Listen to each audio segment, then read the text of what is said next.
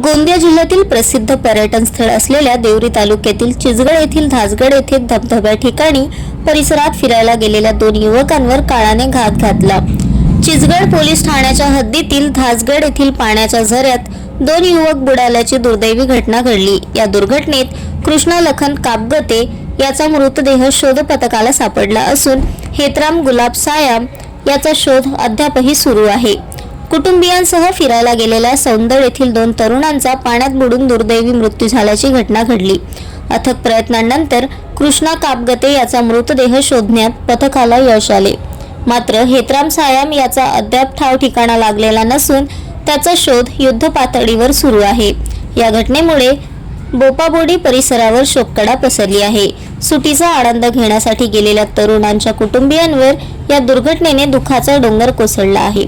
पावसाळ्यात नैसर्गिक जलस्रोतांमध्ये पाण्याची खोली, प्रवाह आणि तळाचा अंदाज येत नसल्याने नागरिकांनी विशेष खबरदारी घेण्याचे आवाहन प्रशासनाकडून करण्यात येत आहे। Sunil Kawade, the sting operation news, Gondia.